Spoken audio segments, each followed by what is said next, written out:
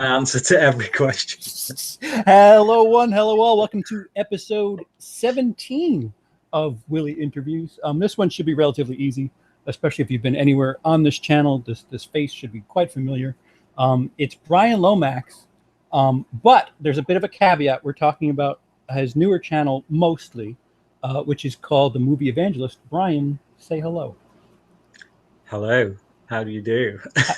I'm quite good, and yourself? Yeah, I'm good. Okay, so you have your channel that probably everybody here knows you from, Bryan Lomax Movie Talk. But you also started this other channel. We'll talk about your original channel a bit, but I'd like to really focus on the Movie Evangelist. What brought you to start that channel?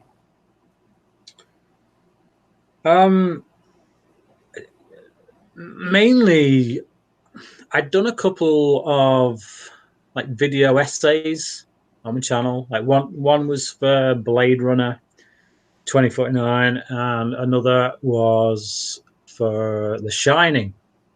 And those two videos were videos that I was probably more proud of than the majority of videos on my channel, because I'd put more effort into them.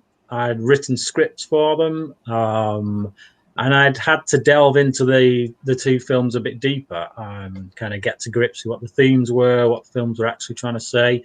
And I also noticed that what came out of that was more a spiritual aspect. So, because obviously I'm a Christian, you know this, and that tends to be how I look at films. You know, I have that lens on. It's the aspect of me that I'd say probably defines me more than anything else is my faith, my belief system, as I think it is with anyone. Depending on what belief system it is you hold, it might be a political, it might simply be, it might be nihilism. Who cares? But whatever your belief system is, I think that. And I think a lot of people don't even know what their own belief system is. But either way, it kind of defines you, because it sets you on the course that you're on in life, I guess. But so yeah, when I come to movies, that's kind of the lens with which I view them. So I'd done these two video essays, and I was looking at them and I was thinking, you know what? There's a channel in that. And it's like, if I suddenly change my channel now, because obviously my channel had been going for 4 years, Bryan Lomax Movie Talk channel, if I suddenly just did a complete change, geared my channel to that kind of video, I didn't know if it'd lose what audience I had. Admittedly, I'm not like Jeremy Jahns or anything, but I didn't want people to feel like all of a sudden I'd hoodwinked people and started trying to throw my religious beliefs down their throat. I didn't think that'd be fair, and I also did still want to continue doing the stuff that I do on my channel. But I didn't want those videos, if they started doing well, if people enjoyed them, I didn't want them to get lost in the crowd as well, amongst all the other stuff that I do. So just weighing up all this stuff, I just thought, you know what? That is a real good idea for a new channel. Let's run with it. Let's set up that as a channel, and I'll do that. I'll do video essays. It won't be reviews like I do on Movie Talk. It'll be, so you don't see my face in any of them. It's all footage from the films that I'm discussing. And let's dig a bit deeper. Let's see what I can take from movies that from a Christian faith perspective. So if you're looking at a movie in those terms, so yeah, and bizarrely, most of it has been horror so far on the channel. So make of that what you will, but yeah. Well, you need to get Lance Henriksen to do an intro for that new channel. Otherwise, it doesn't count as far as I'm concerned. So you mentioned some horror movies. You have what? You have 10 Movie Evangelist essays up now? Yeah, so I've literally just posted my 10th video. Bizarre, yeah. I've just said the mostly horror. My last one was on Moana. Um, Horror. yeah. So but yeah, I've posted 10 so far. I think about 6 of them maybe are horror films. Hmm. And then, like I said, I've done Moana. I've done one on Skyfall, one on Avengers, the last Avengers movie. So yeah, just See, you're listing stuff that I wouldn't think of as faith based at all. Um, what do you think some movies? Well, from your perspective at least, some movies that have a bit of a message or something to interpret with faith or Christianity that would surprise some people. I mean, Avengers is kind of surprising to me. I think that any story, and this is both a problem as well as a as well as a positive, so to Mhm. speak. Any story can probably be related in some way. You can use in a parabolic sense. So you can take a story, and if you think of it as a parable, what lessons are you learning from it? What is it teaching you? And ultimately, from my perspective, you go back to the Bible and you say, well, okay, how does that mesh with what the Bible teaches us? And then that pulls you into that movie in a way where you either criticize what it has to say, as I did with Hereditary, or you back up what it is trying to say. But either way, the aim there is to point you back to the main story, which is God's story, from my perspective. And it's like if you look at the way that humanity learns, I was thinking about this today actually, because I always remember when I did. So I studied TV production at university, and the first day that we were there, our first class, we had a few of the tutors in because it was kind of a meet all the tutors kind of thing. And one of the tutors asked, "Why are you here? Why do you want to study this?" And this wasn't just to me; this was to the whole class. And they went around the class and picked a few people's answers. And it's to me, it's the idea that story is how we learn. Like I've always loved movies, and the reason I've always loved movies is because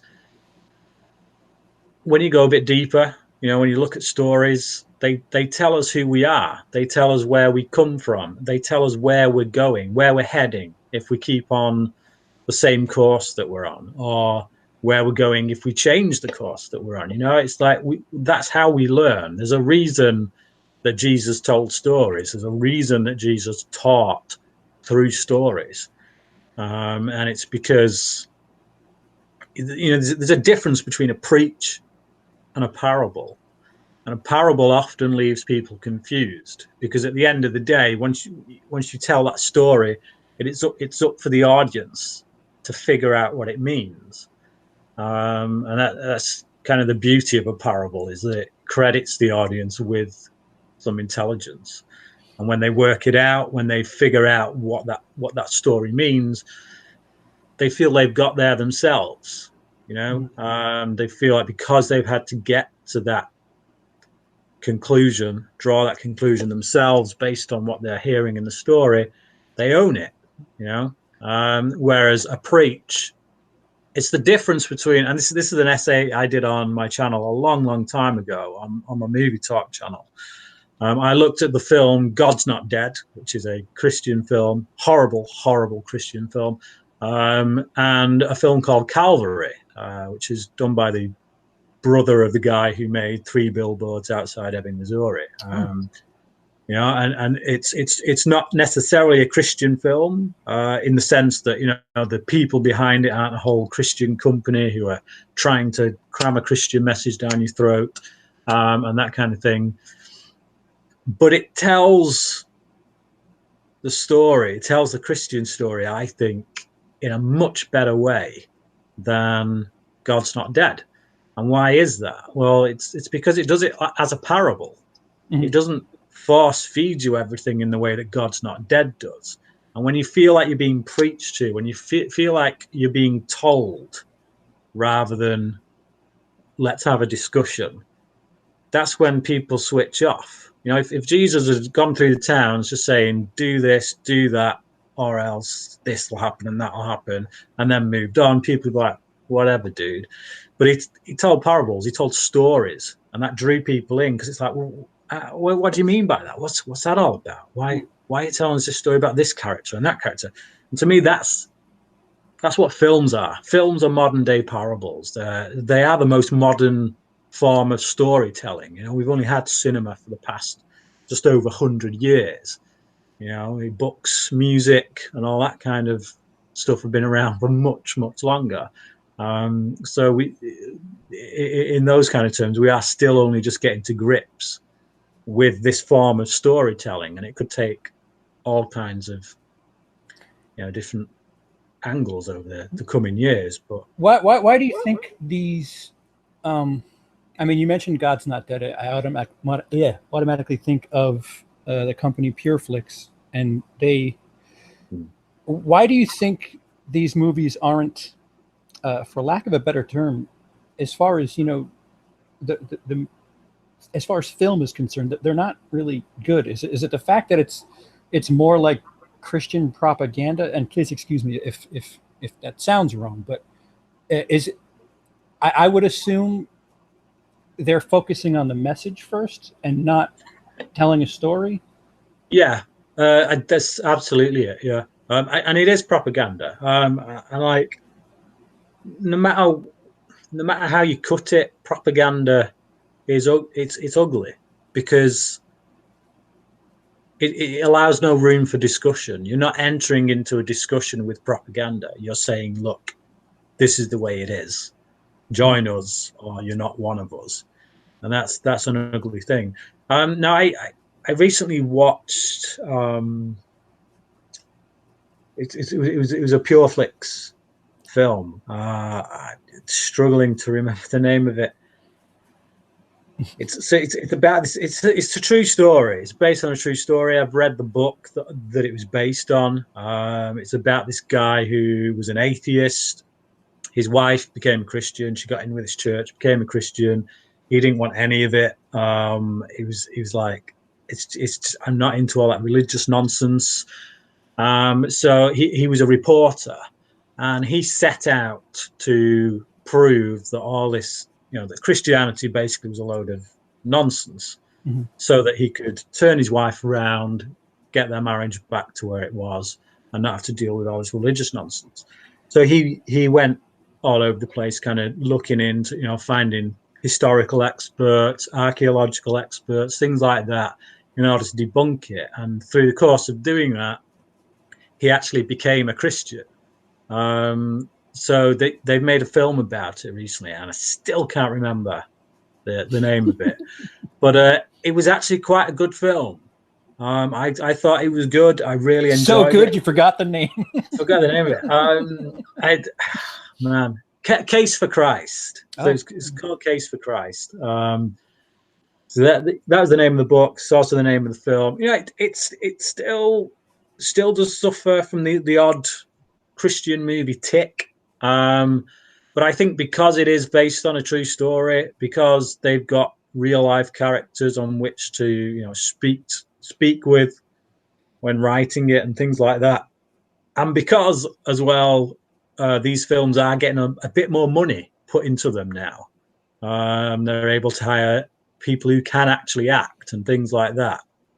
People who can direct and make movies, who have an understanding of movies. I do think they're getting better. They're not quite there yet, I don't think. But yeah. So, in answer to your original question, I think you're right. I think it is that difference between propaganda and like I say, a parable. Parable leaves room for discussion.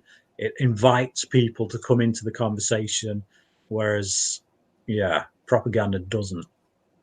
Well, I mean, it's not like there haven't been movies that have taken Christianity and or faith head on. I mean, like there's films like Ben-Hur, The Passion of the Christ. Why is it easier? Well, maybe easier is a bad way of putting it. Why do you think it's possible to do it in a mainstream, but it's not being done as often? I think because you're allowed to be more real. You know what? In life, people swear. In life, people act out violently. In life, people do things that are quite abhorrent. You know, people who become Christians, who've been into drug addiction and have done things that no man would be proud of, but then come to faith. You know, like when you show that in a mainstream film, you get that journey, you get that full journey, you get the impact of that.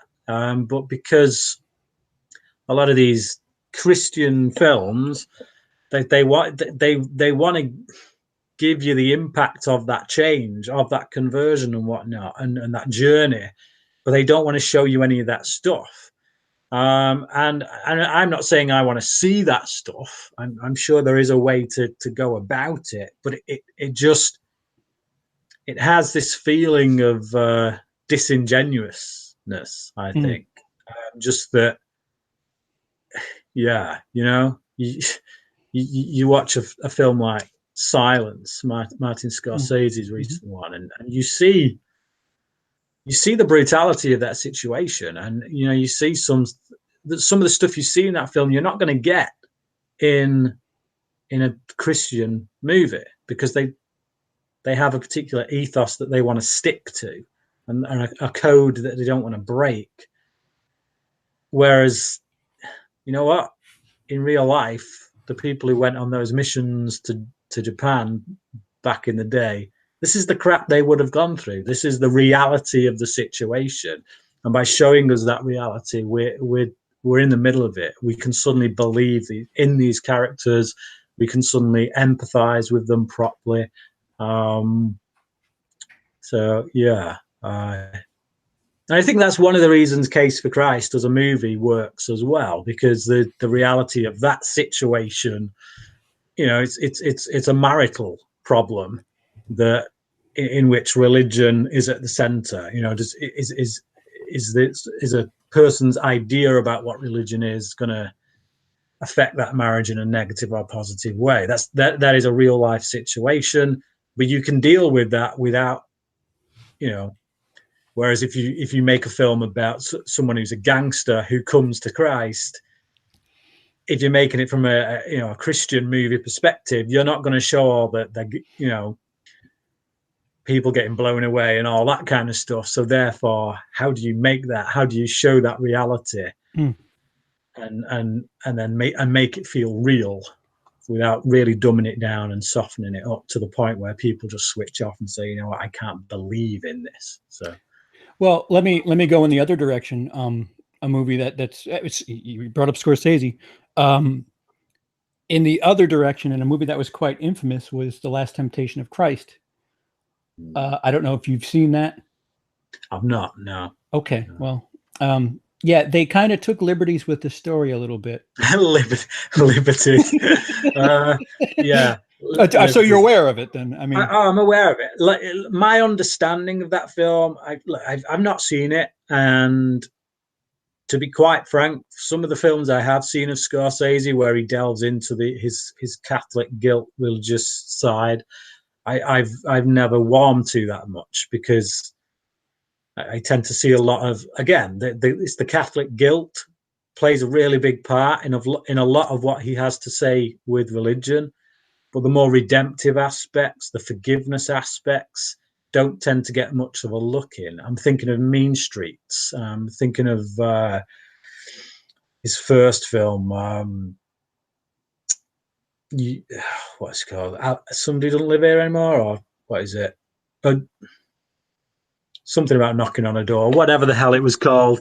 But it had a very similar kind of vibe to Mean Streets, and I didn't like either one of those films, because it was all about, it was just Catholic guilt, just laying on the Catholic guilt, but going nowhere with it, not having any room for redemption or forgiveness or anything like that. Like I say, I'm not seeing Last Temptation of Christ. My understanding from what I've heard by the people who support it is that this is a what if. What if Jesus had said, no, these people aren't worth dying for? Like I say, I can't really comment beyond that because I've not seen it. So. All right, so let me pivot. What about movies that perhaps take a little bit of fun? Like I'm thinking of Monty Python, Life of Brian. Have you seen that? I have, yes. So they I remember there was, excuse me, I remember reading. I wasn't alive when it was all kicking off, but apparently there was quite a bit of backlash to some of the stuff that was presented in that movie. What is your take on films that perhaps are looking at some of those sacred stories and kind of having fun with them? Yeah. Let's just say I don't gravitate towards them. Well, but right. I do accept that, you know what, religion does need taking down a peg or two. When you look at what people have done in the name of religion, it's like Ku Klux Klan, right? They are a prime target. Happy September 11th, by the way, in complete complete accordance with what you're saying. Well, yeah, I mean, I'm on the 12th now, but hey, right. Yeah, but no, Ku Klux Klan, they're a prime target, right? They target. Yeah. Please. Like if anybody deserves having the piss taken out of them, right. They are a bunch. You know what I mean? Mm-hmm. Like, I'm quite. I can quite happily sit there and take a joke at our expense. If you get me, I say our, but it's like there's that many denominations and forms of Christianity these days that it is that kind of it's the religious aspect. There is a difference between religion and faith, and to me, religion is when a faith is taken hold of and then is made legalistic to the point where actually the love, the forgiveness, the stuff that we're meant to be about kind of goes out the window for the sake of ranting about homosexuality and all that kind of stuff and getting hung up on issues that maybe we should just stop getting hung up on. Yeah. In the chat, Life of Brian was financed by George Harrison, whom was a big pusher of spirituality over religion. Volstix, what's up? He says, was Jesus Christ a communist? ? Exclamation point. No. Yeah. Jesus Christ wasn't political. Yeah. All right. Well, we're kind of caught up. Yes. Thank you for that. So, let's talk about your other channel for a little bit. Let's kind of go on. take our foot off the gas for a second there and hit the brakes. You've been around for a while. You still cover regular old movies on Bryan Lomax Movie Talk. What have you been doing there lately? With the fact that you're doing a bit of a niche channel in the Movie Evangelist, which is something that for my taste I'm more drawn to and more interested in. That's neither here nor there. That's just my personal taste. If one channel or the other gets more attention for something, do you have plans on severing ties with one or the other, or like? I would like to keep them linked on because I love movies. Okay, I love movies, and I've found that with Bryan Lomax Movie Talk, it's that thing where sometimes I have wanted to get more into the spiritual side of films. I've wanted to delve deep into the Christian elements, that kind of thing. But again, I don't. I'm not someone who likes to bash people over the head with my religious beliefs. I do like to talk about them. I do like to. No, joined by a fan. Okay. Sorry, but it's too hot. I'm leaving it on, Brian. I'm sorry. But I don't want to bash people over the head with it, but I want people to know it's there. If they want to hear what my thoughts are from a Christian perspective, they'll know where to find me. But that being said, there's going to be times where I just want to talk about movies and not necessarily from that more heavier kind of angle. And movie talk is always going to be the place to do that, I think. So yeah, I don't really have an answer for that. I will say that movie talk is changing. I have come to a bit of a stale kind of spot.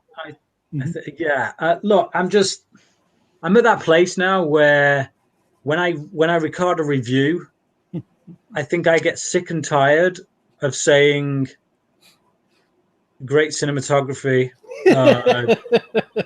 really cracking score. The performances are fantastic. This performance is one of the best performances ever. The story is really great, but this particular element felt forced. Yeah, you have to use like reverse hyperbole, like quite all right.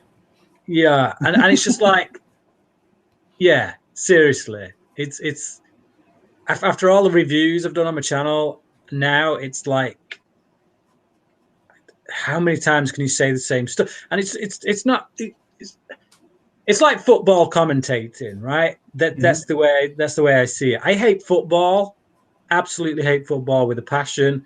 But I've seen enough football games in my time to know that when you hear people commentating on a football game, it all sounds like the same crap, just said again and again and again. Very well put. You know, the men need to come together and break through the defense and get that ball in the net. No, you know, it's a football game. Clearly, that's what they've got to do. So, yeah, that's kind of how I feel like it's going with movies. And even like, you know, when I watch movie reviews now, and even by friends, it's sad to say, it is that thing where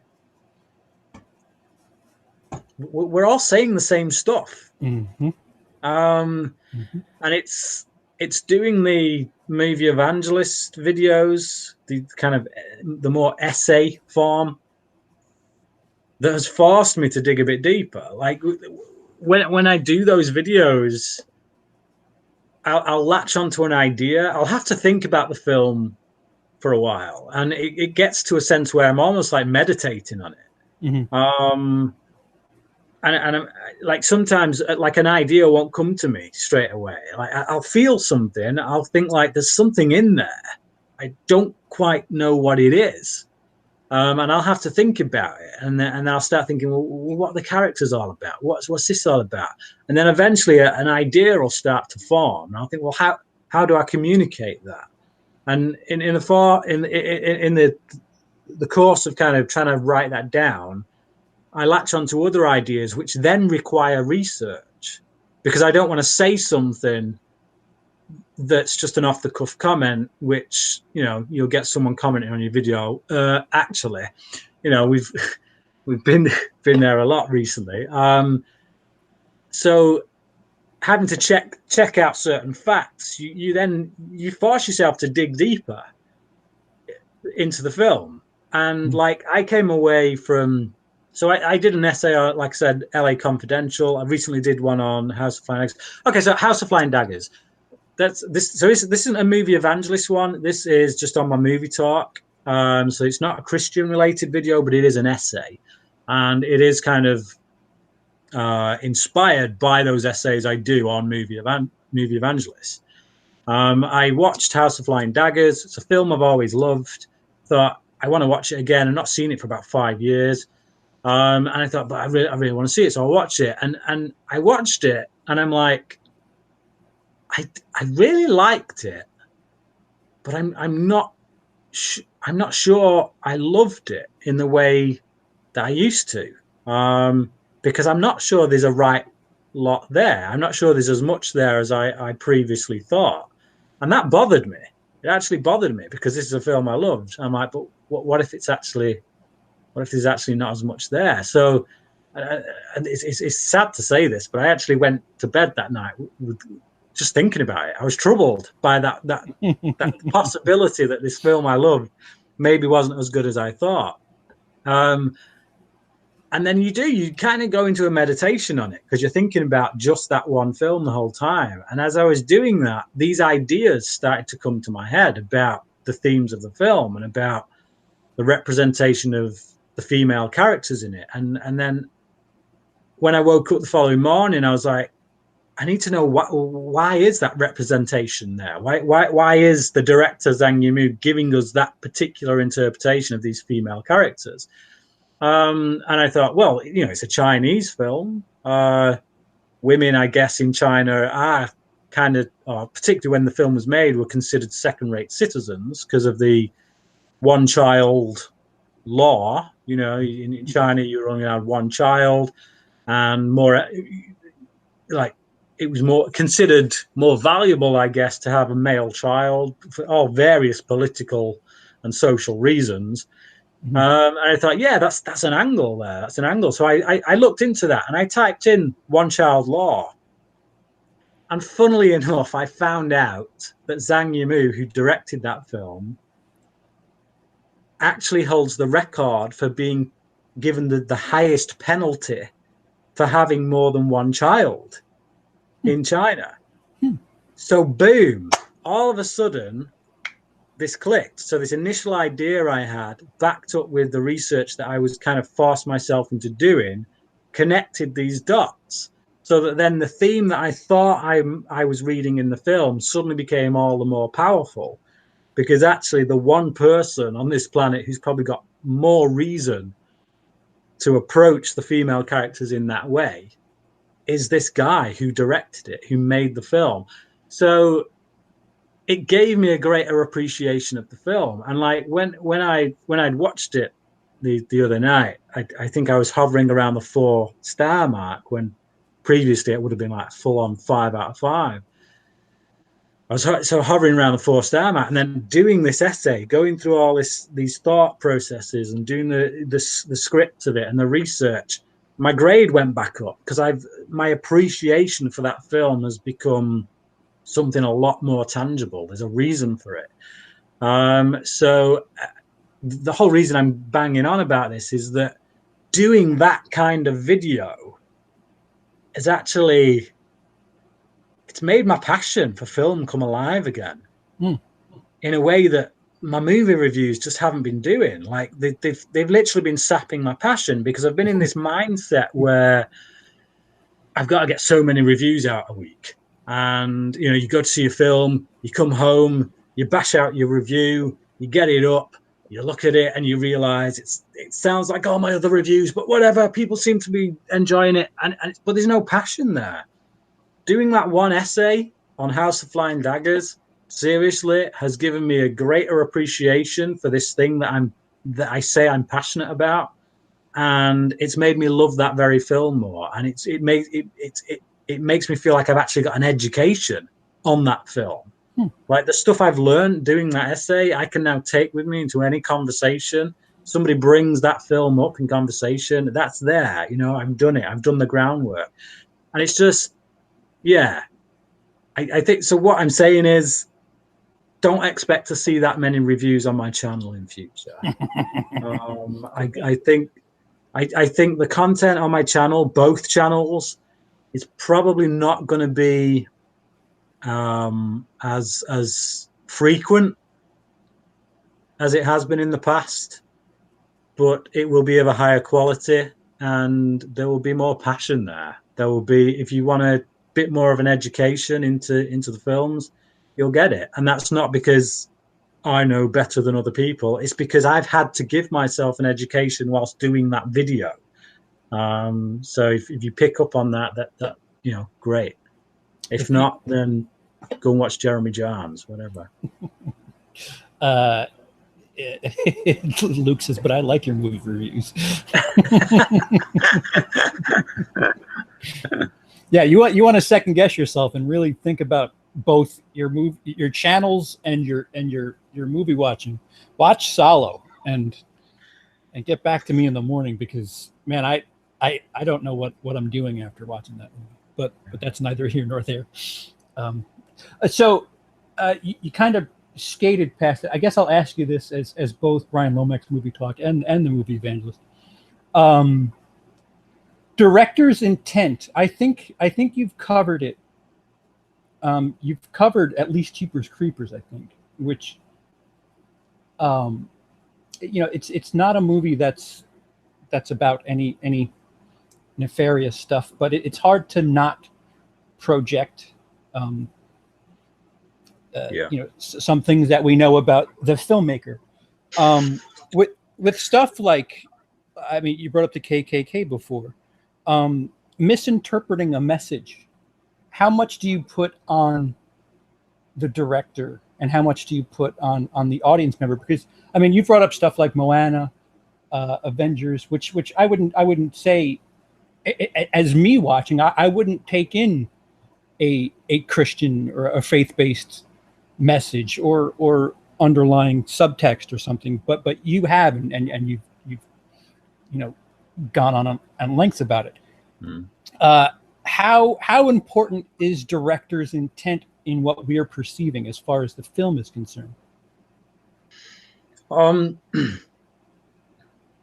think it's pretty important, but I wouldn't put all my stock in it. Mm-hmm. I think a director's credibility in that regard, when you're thinking, well, what does this film have to say? If you want to look at the director for that primarily, if you want to say, okay, well, let's go to the director. What do they have to say about what this film has to say?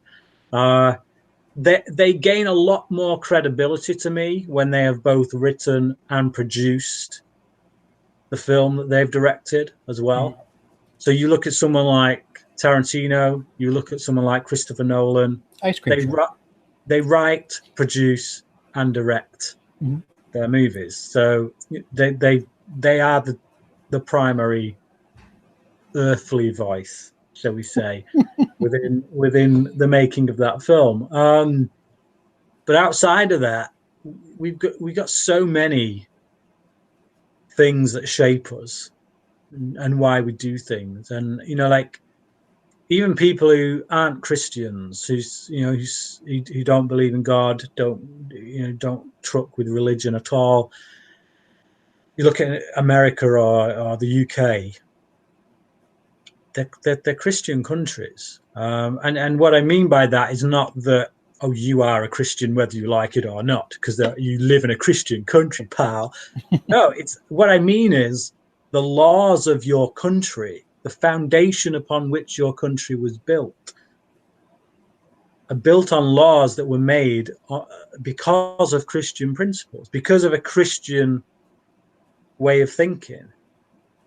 So you look at your sense of morality, you want to know where that comes from. It primarily comes from a Christian sense. It may have been changed, it may have been warped, it may have been misshapen in whatever way, but God is in the detail, shall we say. And beyond that, I also believe that God can use anyone to deliver a message. That's a principle that we see time and time again in the Bible. But you think about Trump now as president. I try not to, but go ahead.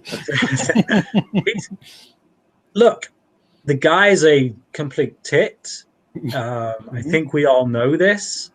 Try living in the country. Yeah. But I honestly believe God can still use him.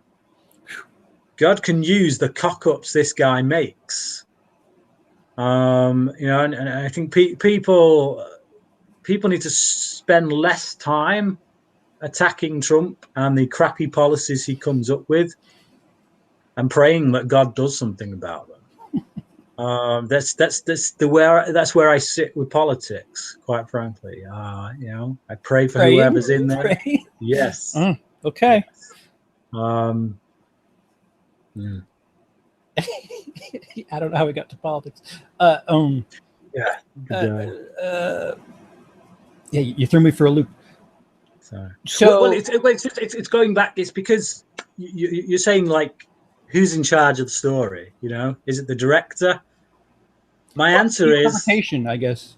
Yeah, whose interpretation are we looking to when we're trying to gain the meaning from it? And my answer is that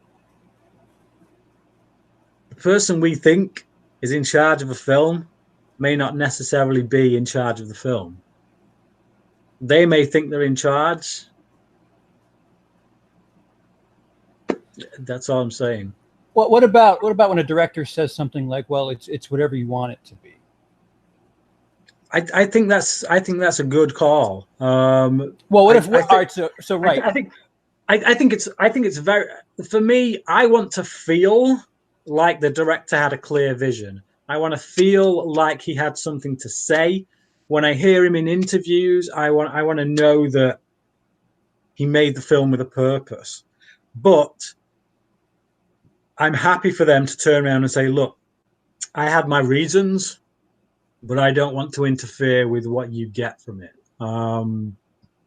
Because at the end of the day, you make art, and that's what film is. It's art. You put it out there, and let's say I make a film that is it's a particular message, but say someone is out there and they're about to take the. I mean, this is a story I heard once. Right? This was on. There's a program over in this country called This Morning, and I remember them. They were talking about the Shawshank Redemption, and somebody phoned in because they were talking about why is the Shawshank Redemption so revered? Why? And so somebody came in to talk about a spiritual element, like even people who don't really have any spiritual kind of views seem to get something spiritual from the Shawshank Redemption. They seem to have a moment or whatever.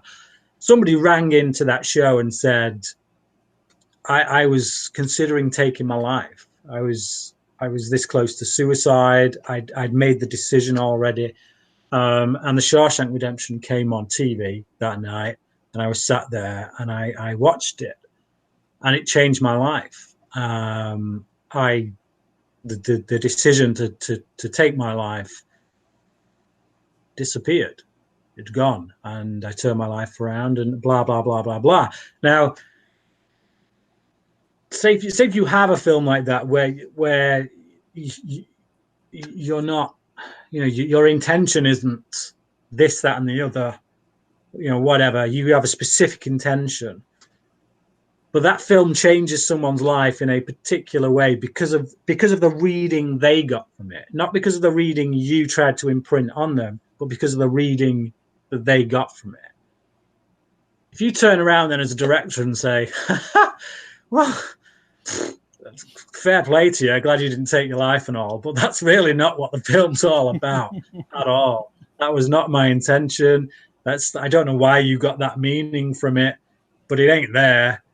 Mm-hmm. All of a sudden you're taking away something that is actually profound, something that is beautiful from that work of art that wasn't yours to take. And you're not a painter. What about the case I'm sorry. So when somebody takes the message and for all intents and purposes, uses a bit of a negative excuse. Like, oh, I watched WILI, and it made me realize that I want to wipe out the rest of the earth. And they're free to do that. They're free to do that. But every psychopath is going to blame some crazy ass thing on why they did what they did. And at the end of the day, art is art. And it's like, my thing is that with a painter, there is one person who is responsible for that painting. With a film, you've got hundreds, sometimes thousands. You look at the end credits on something like Lord of the Rings, it goes on for 12 minutes. 12 minutes of names just going up on a screen. Are we seriously going to take all those names and then say Peter Jackson is the sole visionary behind that film? I get why we do it. I get, and that isn't to take away what Peter Jackson did, what his achievement was with Lord of the Rings. He's steering a ship. He's got to juggle a lot of balls and this, that, and the other. But, there's a lot of people that go into making that work of art on there, and they all get into it for different reasons. The writer, for a start, you look at the majority of films are written by someone who doesn't direct it, and that when that writer sits down and puts pen to paper, they're the ones who have an idea in their head. They're the ones who have something to say. And then a director comes along and says, this is a great script, and they interpret it. They interpret it with what they think it means, and then they run with that interpretation. A prime example is Sunshine. It's written by Alex Garland, directed by Danny Boyle, two very intelligent guys who have very clear visions with the movies they make. Alex Garland's directed two now. He's written a few as well, and they're not. It's not one being led by the other or one being more powerful. They're both pretty intelligent minds, who very strong-willed people. So who do we go with there? With Sunshine, we take Sunshine. Whose vision is that? Is it Alex Garland's, who sat down and wrote that? Who put the whole film onto paper before a shot was ever made? Or do we say it's Danny Boyle's? It's like, and if they come out with conflicting ideas about what that film is about, whose do we take? You take whoever you want, because at the end of the day, once that piece of art goes into the public, you read it and you get from it what you get from it. Auteur. Blame the French. It's great, French. So, one of your favorite, if not the favorite, Brian, Dark Knight? Yes. The favorite movie? Yeah. To kind of put your movie evangelist hat back on, a movie like The Dark Knight, is there an underlying Christianity thing that you see in there? And if so, what is it? Because that's got a lot of gray area, that movie.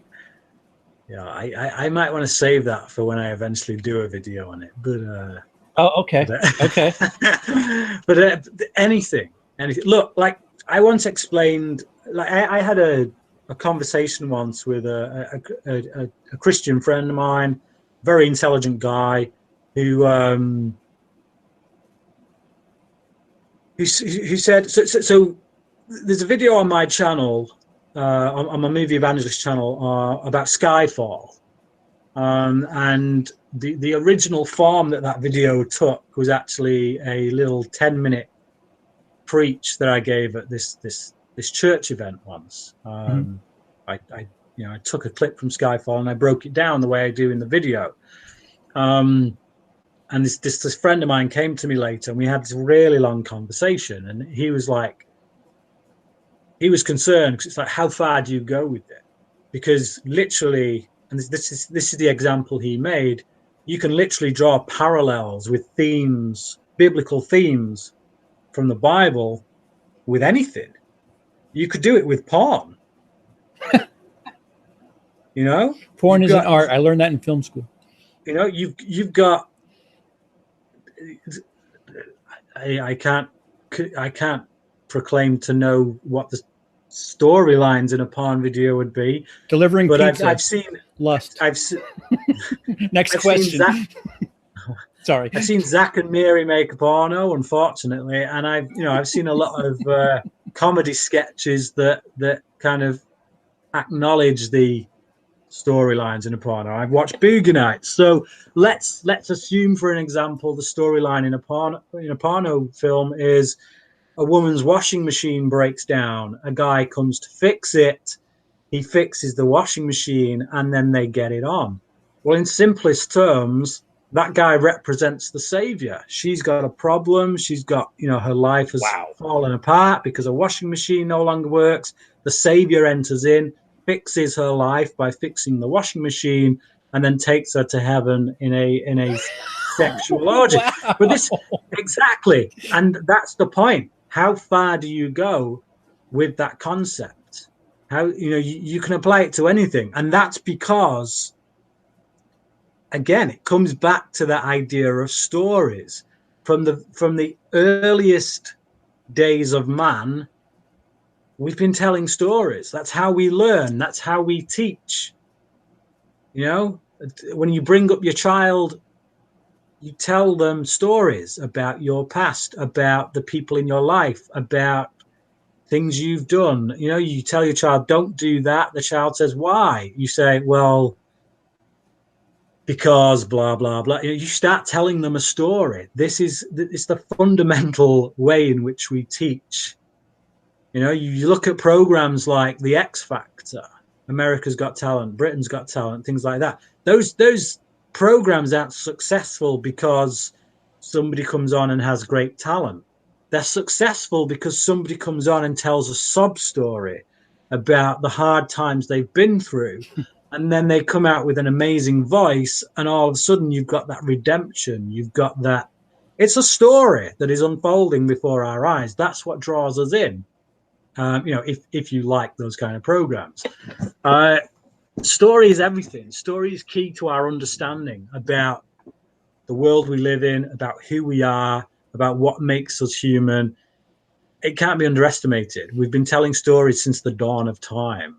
And those same themes,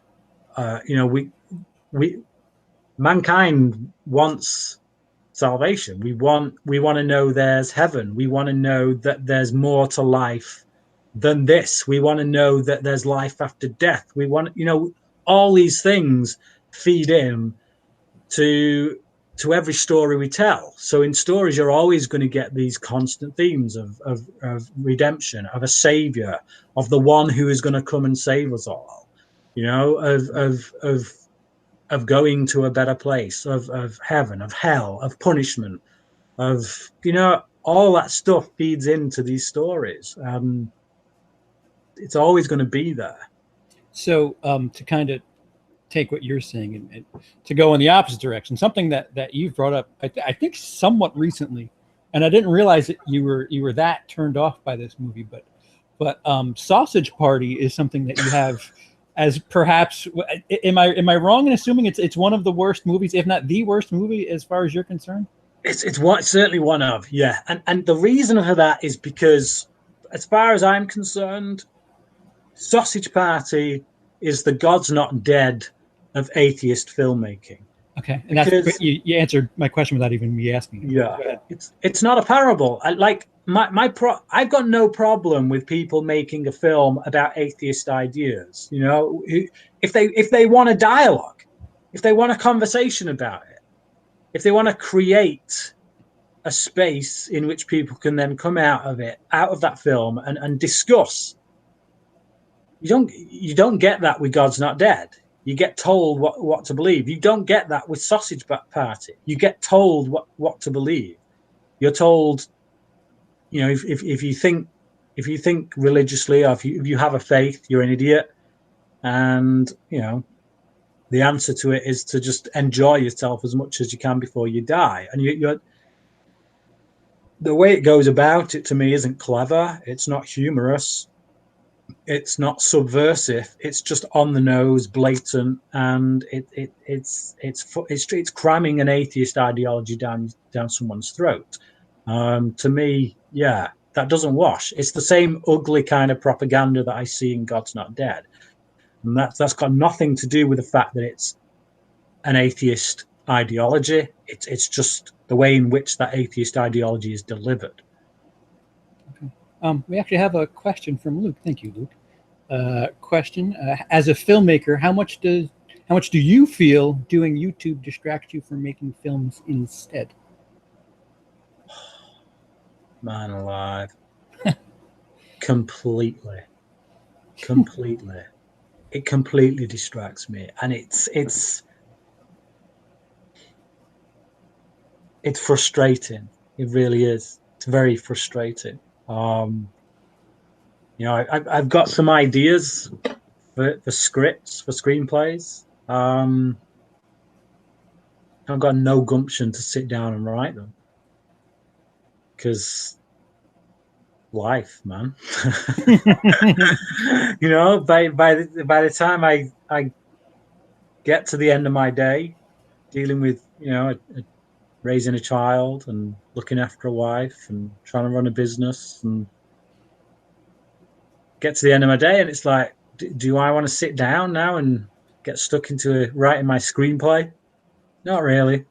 I'd rather watch a movie, and if an idea pops out that I can do a quick 4 or 5 minute video on, that seems much easier to me to do. And it is. I'm taking that easy route, and it annoys me. And there's less room for criticism. There's less room for failure there, I think, as well. I think as long as the script ideas I have remain ideas and not realities, I can't go through the rejection letters and the process of learning that I don't have the talent to actually make it as a proper filmmaker. So it's easier to just say, you know what, I'll put them on the back burner. I'll put them on the back burner for a bit. So yeah, that is something I think about a lot. I do often think, you know what, maybe I should give the YouTube thing a rest for say 2 years. Give myself 2 years to just say, look, you've got these script ideas, do them, go for them. Just if you fail miserably, if you can't write, if you just get tons of rejection letters, at least you tried and failed. You can go back to YouTube, do an announcement video. Hey guys, I'm back. I'm unretired. I'm unretired. And that is a concern. It is something that goes through my mind quite a lot. I'm 38. In filmmaker terms, that's pretty old. Don't do that. Don't do that. It's pretty old. You get out, you look Damien Chazelle last year, this year. Was it last year? Last year. Youngest director to ever be nominated for Best Director. Well, what does that mean? I mean, in a grand scheme of things, Hitchcock didn't really get into stride until he was in his 50s. No, that's true. He didn't get into his stride, but he'd made so many films that he was able to master the art. It's like there's only so many years you can give yourself to master the art before you get to a stage where you're then making films people recognize. If I start trying to master the art at 38, then hey, maybe at 55 I might eventually make my Luke is saying Kurosawa was 35 when he made his first film. I'm 38 and I'm no Kurosawa. Well, you've made a movie already, so Ooh. I don't know if it's me or if it's you or what, but you're hiccuping a little bit on the I don't know. I'm just trying to buy time because you're coming up. I'm trying to see if the chat, if they're recognizing it one way or another, or if it's just my reception. So I guess it's been an hour. We'll wrap it up. Dino's saying Hitchcock has some great silence. and then other people are talking. So what I always ask my interviewees at the end of these things is the channel question, and I'd like you to answer for both Bryan Lomax Movie Talk and the Movie Evangelist. Who would like, if you had to refer somebody to your channel, who do you think would be interested in Bryan Lomax Movie Talk and or the Movie Evangelist? I think anyone who's a genuine fan of film would be interested in both. I don't think you have to be a Christian to enjoy Movie Evangelist. I think you can vouch for that, given you've said you find it the more interesting channel, and you don't have a faith. Yeah, I'm agnatheist, I think is what I call myself. Agnostic. I'm not sure. Agnatheist, I'm not sure, but Yeah. I did, so, like, the thing with Movie Evangelist is it's about using a film to reveal where the Christian mindset is at, as opposed to saying, look, believe this or you're going to hell. It's not that mentality. It's not about that. It's more, how can you look at a film differently? This is one way to look at a film differently. You don't have to be religious. You don't have to have a faith in order to want to understand what another person's point of view is. So yeah, I that channel, I think is, if you're a fan of films, I think you'll get something out of it. If you're a Christian, you'll probably get more out of it, I will admit. But I don't think you have to be a Christian in order to do so. Movie Talk, again, if I think the review, like I say, I'm giving. You sound like me. I do, yeah. Because I'm in a place right now with Movie Talk where things are slipping away. As I've already stated, the reviews. I'm not saying they're gone for good, but I'm saying don't expect to write a lot of them.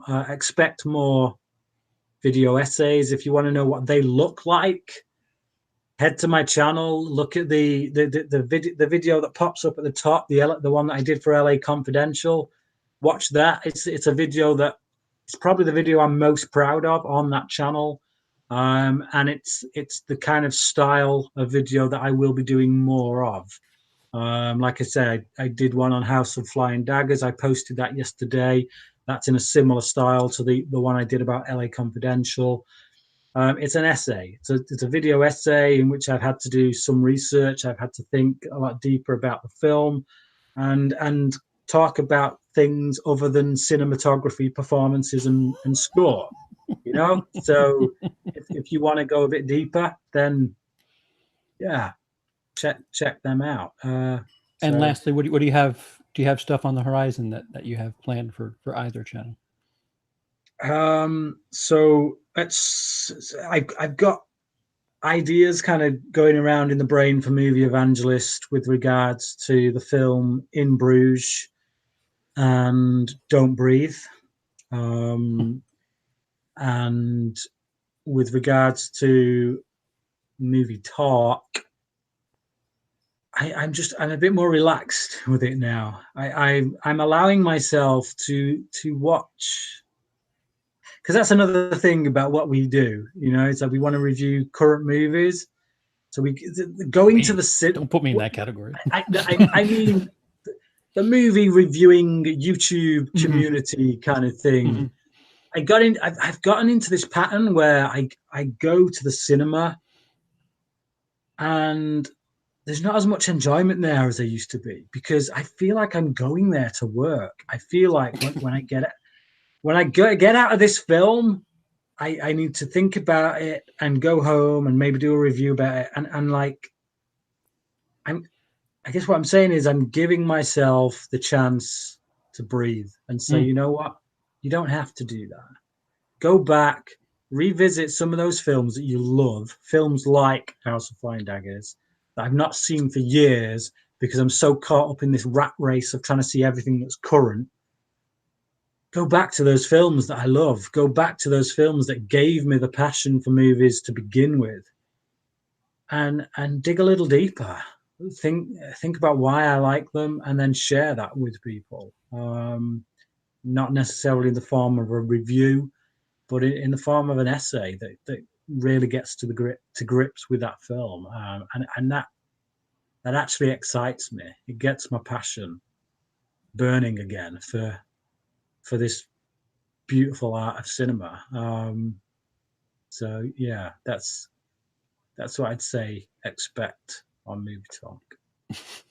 Well, one way or another, I enjoy the thesis more than a regular old review. So especially considering what you're doing with the Movie Evangelist, I have more interest in something like that than like you said, the typical movie review stuff. But I highly advise anybody watching. Both links are down below. He does thesis type stuff on both channels.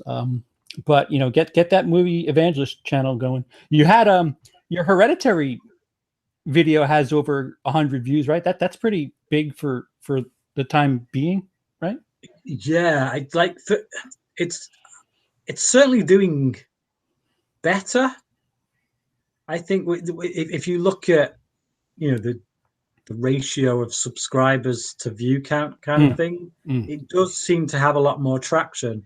Like the video I did for Sunshine has just crossed 600 views. That's awesome. And that, you're talking about from a channel that's got 143 subscribers. Mm-hmm. So there's clearly more traction there. There's clearly that angle of doing things, I think, is probably more appreciated. And I think that comes from the fact that maybe people stick with those kind of videos longer. Yeah, absolutely. I think because that view count time, the running time with which people are staying engaged, is staying up longer. Mm-hmm. YouTube is bumping those videos up in searches. It's not hyperbolic either. It's you're actually saying something. Not this is good. I like this person. That's good. Any last words before we go, Brian? Just don't look, thanks for having me on. Like I say, if I have a faith. It's how I approach everything. I hope people don't feel like I'm trying to ram it down their throats. That's not the intention. But I do want to enter into a dialogue. I don't care if you're an atheist. I don't care if you don't believe what I believe. I think we can respect each other. I think we can talk about things in a manner that isn't insulting and isn't, like you say, hyperbolic. If people want a genuine conversation, coming over, have a conversation. If you don't, that's fine. It's fine. Yeah, I'm walking, talking proof that he means what he says, because we don't see eye to eye on faith-based stuff, but here we are having a good time, and I'm looking forward to spending another couple of years talking to you, Brian. Yeah. Well, thank you for doing this. The links for both Bryan Lomax Movie Talk and the Movie Evangelist are down below. Get that sub number up, everybody. Once again, thank you, Bryan Lomax, and have a day.